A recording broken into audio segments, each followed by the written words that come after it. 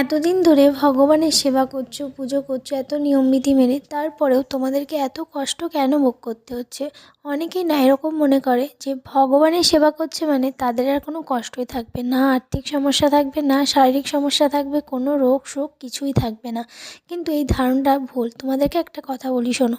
কর্ম করলে কর্মের ফল তোমাদেরকে পেতেই হবে। তোমরা যদি ভালো কর্ম করো তার ফলও তোমাদেরকে না চাইলেও নিতে হবে, আর যদি খারাপ করো তাহলেও কিন্তু তোমাদের নিতে হবে।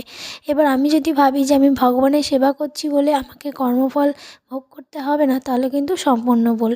দেখো, বাড়িতে ধুলো জমে আছে সেটা তুমি পরিষ্কার করবে আর তোমার নাকে মুখে ধুলো লাগবে না, সেটা কিন্তু হতেই পারে না। সে তোমাকে পরিষ্কার করতে হবে। দুদিন আগে করলে দুদিন আগে তুমি সেই ধুলো মাখবে, আর দুদিন পরে করলে দুদিন পরে তোমাকে সেই ধুলোই মাখতে হবে, আরও বেশি ধুলো মাখতে হবে। তো আমার মনে হয় অল্প ধুলো থাকতে থাকতে সেটা পরিষ্কার করা ভালো।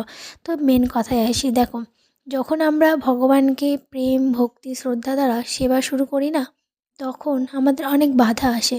আর সেই বাধাগুলো কিসের থেকে আসে জানো? আমাদের কর্মের থেকেই।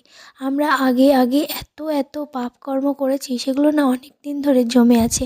যখনই আমরা নিজের আত্মাকে শুদ্ধ করতে চাই, নিজের কর্মকে শুদ্ধ করতে চাই, তখনই কিন্তু আমাদের সেগুলো রোগ শোক, অভাব, নানান রকমভাবে আমাদের অভাব হয়ে আমাদের কাছে বাধা হয়ে ফিরে আসে। আর বিশেষ করে যারা ভগবানের সেবা শুরু করে তাদেরই কিন্তু বিপদটা বেশি আসে।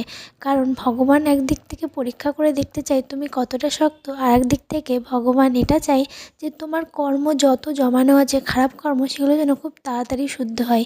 যত তাড়াতাড়ি সেই খারাপ কর্মগুলো শেষ হবে, তত তাড়াতাড়ি তুমি পুণ্য শুরু করতে পারবা। দেখো, ভগবানের সেবা করতে করতে আমাদের জানতে ইচ্ছে করবে ভগবান কী করতো বা ভগবান কী বলতো। তখনই কিন্তু আমরা আস্তে আস্তে ভগবানের সেবায় যুক্ত হওয়ার পরে ভগবদ গীতার কথা জানতে পারবো। আর গীতা তো এমনই একটা বিষয় যেটা সবার জন্য, সর্ব ধর্মের জন্য।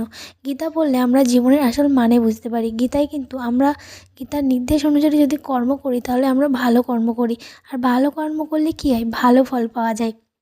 ওই জন্যই কিন্তু দেখা যায় যারা আমরা বেশি করে ভগবানের সেবা করি আমাদেরই কিন্তু বিপদটা বেশি আসে। তার মানে কি? তুমি খুব তাড়াতাড়ি এই স্তর থেকে শুদ্ধ স্তরে উঠবে। তার মানে কি?